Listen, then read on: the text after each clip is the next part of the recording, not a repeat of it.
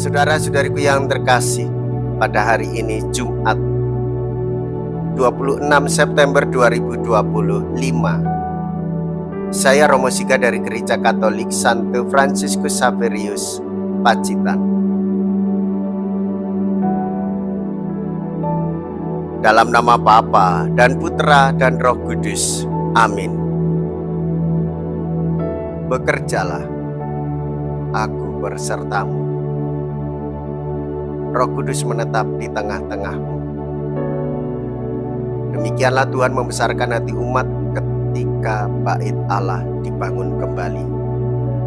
Demikian pula janji Kristus kepada gereja.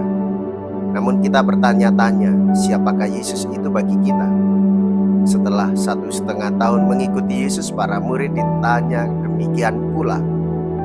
Kiranya merupakan kekecewaan bahwa guru mereka bukan orang yang mengejar kemasyhuran dan kekuasaan, melainkan seorang yang mau melayani seutuhnya. Engkaulah Kristus dari Allah. Anak manusia harus menanggung banyak penderitaan. Mea culpa, mea culpa, mea maxima culpa. Saya berdosa, saya berdosa, saya sungguh berdosa. Semoga Allah yang Maha Kuasa mengasihani kita, mengampuni dosa kita, dan menghantar kita ke hidup yang kekal. Amin. Marilah kita berdoa.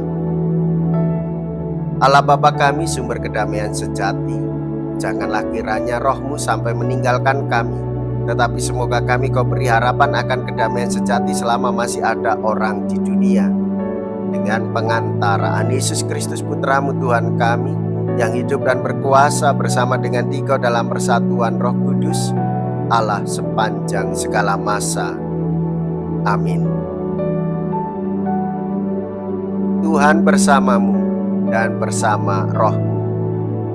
Inilah Injil suci menurut Lukas. Dimuliakanlah Tuhan. Lukas bab 9 ayat 18 sampai dengan ayat 22. Pada suatu ketika Yesus sedang berdoa seorang diri, maka datanglah murid-muridnya kepadanya. Yesus selalu bertanya kepada mereka, "Kata orang banyak, siapakah aku ini?" Mereka menjawab, "Yohanes Pembaptis." Ada juga yang mengatakan, "Elia." Ada pula yang mengatakan, salah seorang nabi dari zaman dulu telah bangkit. Yesus bertanya lagi, "Menurut kalian, siapakah aku ini?" Jawab Petrus, "Engkaulah Kristus dari Allah." Dengan keras Yesus melarang mereka memberitakan hal itu kepada siapapun. Ia lalu berkata, Anak manusia harus menanggung banyak penderitaan dan ditolak oleh para tua-tua, oleh para imam kepala, dan para ahli Taurat, lalu dibunuh dan dibangkitkan pada hari ketiga. Demikianlah sabda Tuhan. Terpujilah Kristus. Saudara-saudariku yang terkasih, menjadi murid-murid Kristus kita harus berani hidup seperti Sang Guru, yaitu Tuhan Yesus, yang menanggung penderitaan kita sebagai orang-orang berdosa.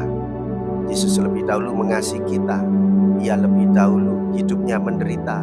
Ia melayani kita supaya hati kita menjadi damai.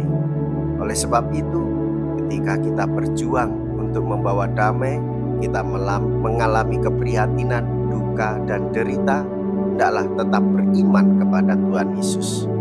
Panggilan hidup kita, apapun yang terjadi, mewartakan sukacita Injil, yaitu Yesus sendiri. Marilah kita berdoa.